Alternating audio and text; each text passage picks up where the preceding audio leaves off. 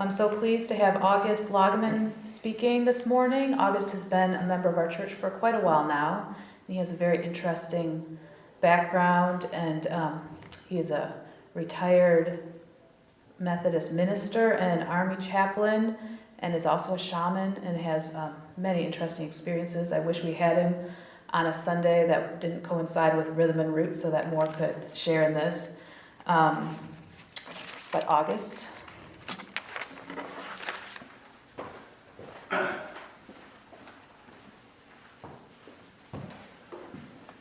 I said to a couple of people before the service that it won't be too long because here's my Rhythm and Roots.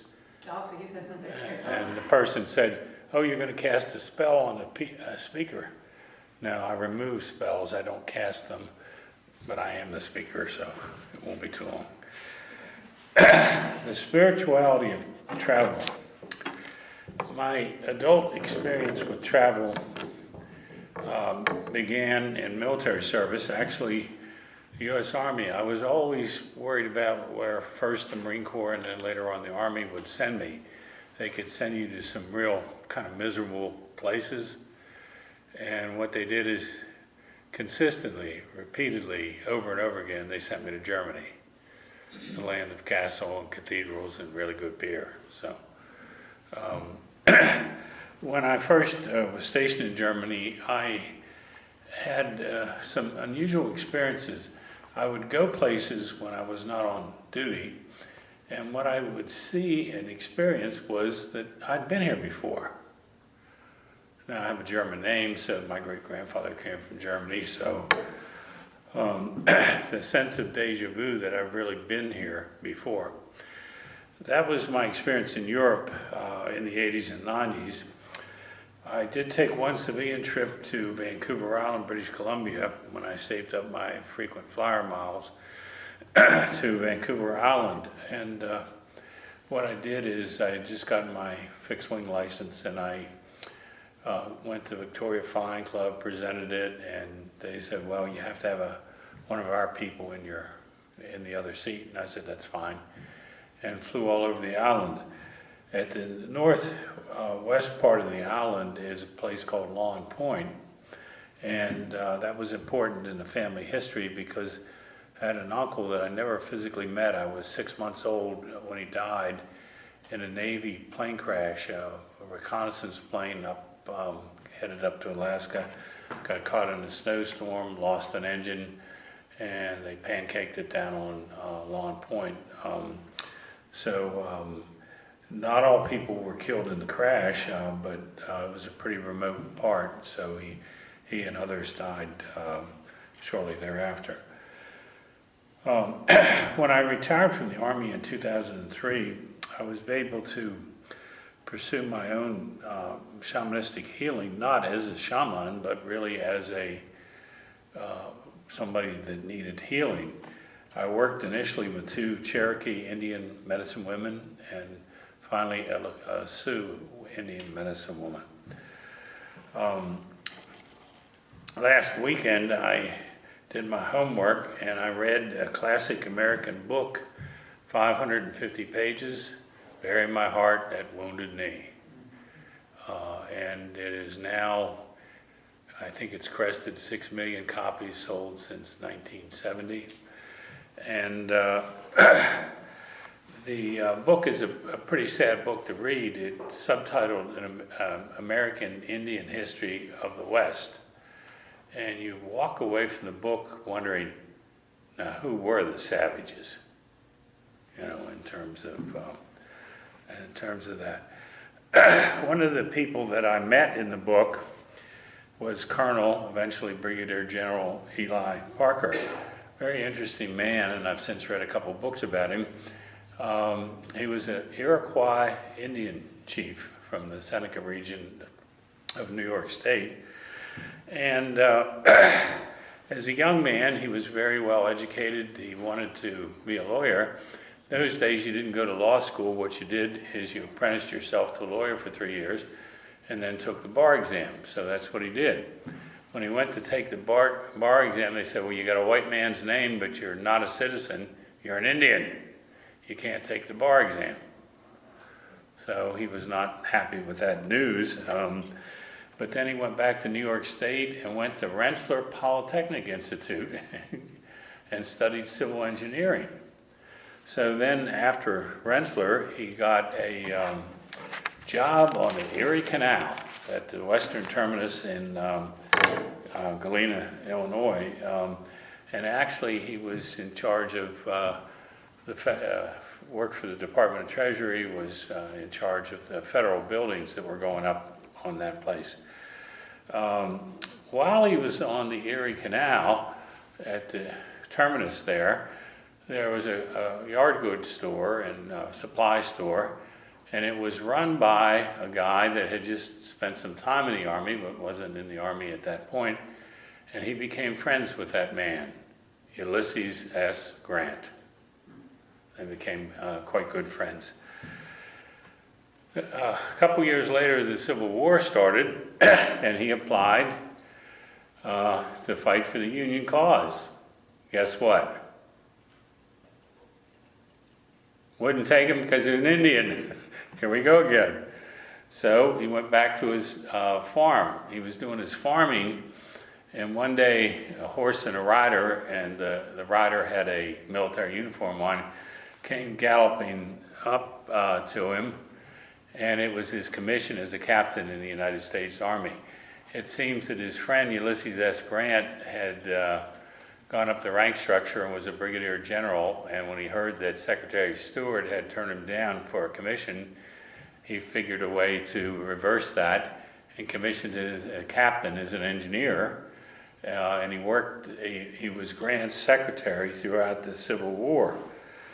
Now, Grant had a number of West Pointers on his staff, but his secretary was then Colonel Eli Parker, Eli, and he had him as his secretary because he had the best penmanship. And as the Civil War ended, Colonel Parker was with him at Appomattox. So here we have the surrender, we have the winners, the North, the losers, the Confederates, Lee, and Lee's looking around the room and thought, who knows what was going through Lee's mind at this point, but he was always good at having something appropriate to say. He said he was really glad that there was one real American here at the surrender ceremony, as he was shaking hands with Colonel Parker. Parker replied, "We're all Americans here." What a great comment. So, so after the war, he made brigadier general, and then his friend Grant became president. And then Grant came up with a very novel idea that we should appoint an Indian head of the Bureau of Indian Affairs. So he tried to straighten up the Indian Affairs Bureau heroically and partially successfully in the 2 years he was there. As we think about these kind of events, I want to pull something out. One of the things that I have noticed in my world travels, and I'm a graduate of the North American branch of the Four Winds Society that trains people in Inca shamanism. And after graduation, I went to Peru for 3 weeks. And it was my first time in South America. And in 1538, an illiterate Spanish explorer, Pizarro, came with 168 people, including a priest to bless the activities, and said to the Inca king, "This paper says this land belongs to us." Well, they already had a kingdom, a culture, and the whole 9 yards. So the king was very hospitable, invited him over to dinner. They didn't reciprocate very well. They killed the king. They stole 2 sailing vessels of his gold and sent it back to Spain, which they still have not returned.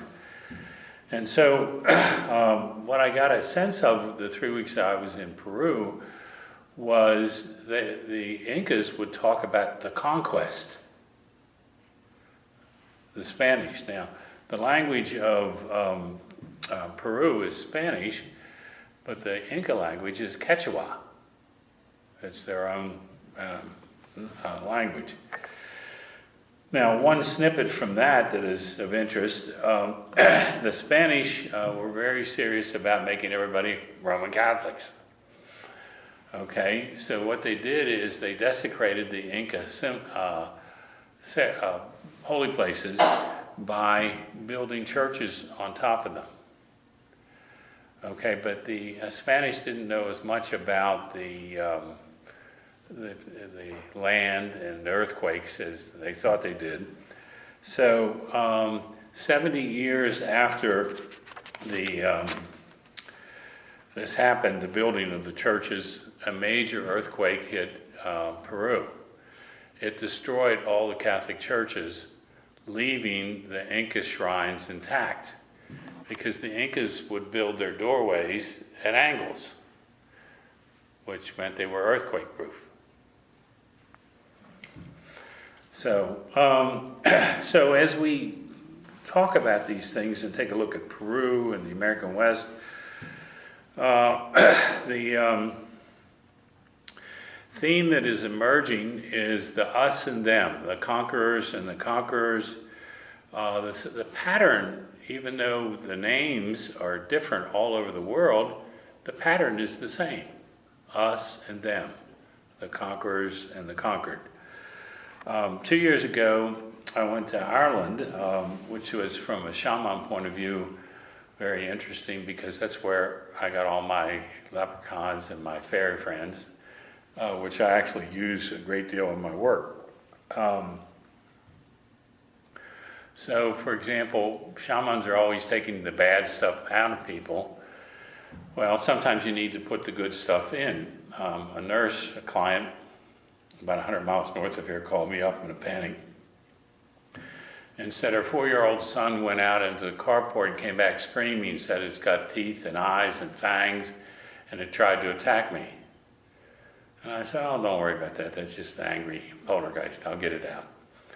So I got it out, and the problem wasn't quite solved, because guess what a 4-year-old boy does when he goes out on the carport now? He's looking for the poltergeist.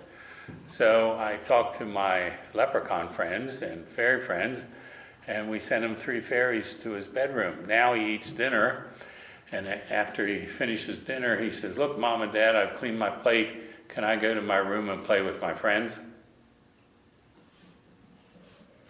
So removing the negative, the threat, but putting something positive in its place. When I was headed to Ireland, I said to one of my shaman friends, Janet Roddings, who is British, but who lived on the Spanish island of Tenerife for 10 years, she said, where are you going this summer? She's got my modus operandi here. And I said, I'm going to Ireland. She said, why are you going there? So here we go again, the British and the Irish. The pattern is the same. Well, this past July, the map, there it is, Easter Island. I've now been to the remote inhabited island on the face of the earth. It's only, well, it's a short trip, about 45 minutes, Tri-Cities to Atlanta, a good seafood dinner at Phillips, and then the hard part comes.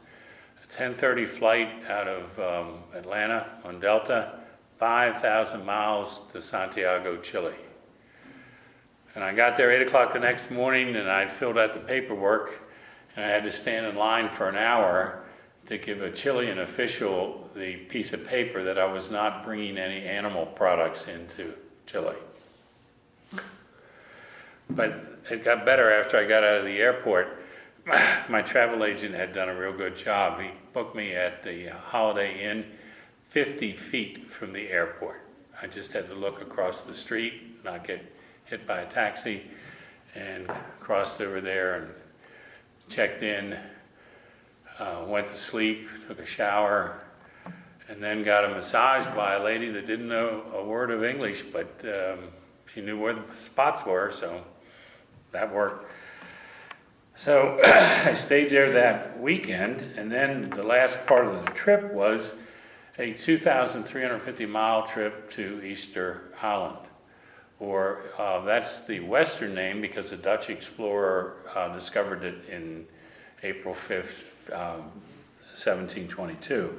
It's actually called Rapa Nui because it's a Polynesian, the people that live there mostly are Polynesians. 2,350 miles, it's 2,400 miles from Baltimore to San Francisco, so it's a pretty long flight. So Monday morning I get up, leave one of my bags with the Holiday Inn folks because I'm coming back there, and go to Latam, Latin American Airlines. And I had my boarding pass, my passport, my suitcase, everything was fine. And I got to the right gate and it said, it didn't say Easter Island, didn't say Rapa Nui, it said Isla de Pascua. And then I thought, Spanish, come on. Ah, the Paschal Island, Easter Island. You can see from the map in the bulletin, it's part of the Polynesian Triangle. It's down there, and then if you go north and east to Hawaii, that's another Polynesian kingdom, or initially started out as a Polynesian, now part of the United States. And then if you turn from Hawaii down south and east, you will go to New Zealand. All that stuff in that enormous big triangle is the Polynesian Triangle. The island has belonged to Chile since 1888. Before then, various people were coming and just trying to take advantage of the Polynesians. And a Scottish company came. Their names are Williamson, Bellflower and Company, and they leased the island for 25 years. And then what they did is they put a wall around the village where the Rapa Nuians lived and put 70,000 sheep on the island. They made a giant sheep herding ranch out of it.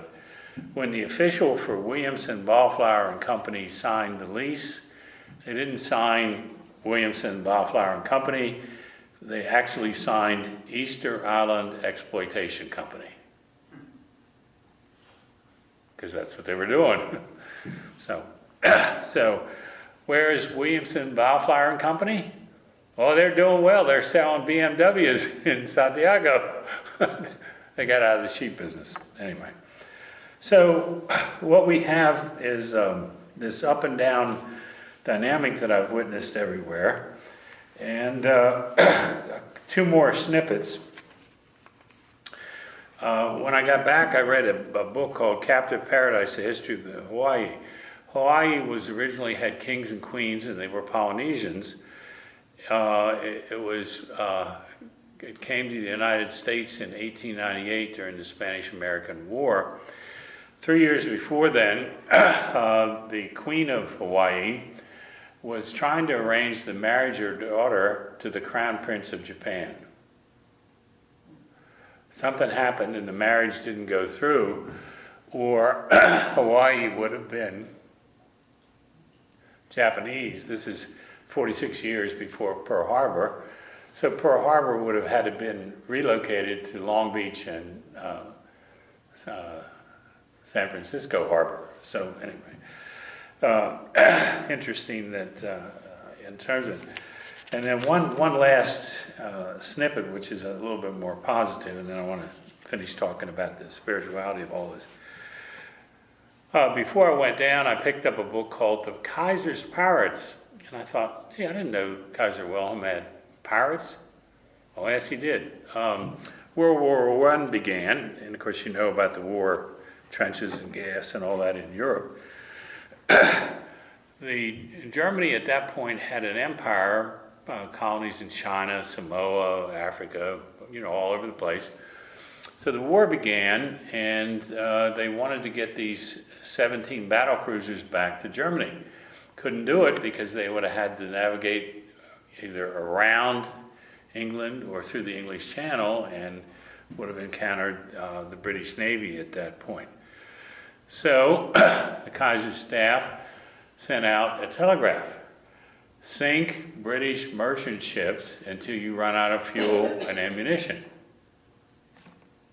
Pretty clear military order. Okay, so here comes this German battle cruiser, finds this British freighter, and the captain of the German ship spoke very good English, got on the horn and said, "Everybody off the boat, we're going to sink it." So everybody got off the boat. So the merchants, seamen, got off the boat and came across the German cruiser. German cruiser sank the ship. There was a British island about 100 miles away, and they didn't want to take these prisoners all around the Pacific Ocean. So what they did is they took the German flag down, put a white truce flag up, and went to the nearest island and called ahead, or sent message ahead. They were bringing prisoners and they just wanted to offload them. So they went to do that, and as the British merchant seamen got off the German cruiser, here's what they did. Hip, hip, hooray! Hip, hip, hooray! Hip, hip, hooray for the German captain. They were very happy that they weren't killed. And I thought, now that's a gentleman, naval officer in terms of it. One of the things I now have a first-hand experience for is when you're out in the middle of the Pacific Ocean, the thing to worry about is the ocean, not the other countries so much. It's the ocean. The waves there are immense. They told me when I went down to the beach, do not turn your back on the ocean. The waves were coming in 30 feet. But then I was up doing, actually early one morning, doing my healings and prayers, and I hear this roar, and here comes a 45-foot wave. So don't turn your back on that one, because if you do, you might be going swimming. But out of all these travels, here's what I've gleaned. The spirituality in all this is I have found everywhere I've gone incredible beauty. I've been to beautiful places like Newgrange, which is about an hour north of Dublin. I've been to Machu Picchu in Peru. So there's incredible beauty all over the earth. The next thing that I've experienced is hospitality. People are glad that you're there, and the hospitality in almost all cases is genuine. Now, the dynamic that I've concentrated on is the dynamic in human history is conquerors conquered. And of the 10 places I've been, the dynamic is everywhere. So my message to that is, until we break out of that dynamic, what are we going to do? More of the same. Us and them, the conquerors and the conquerors.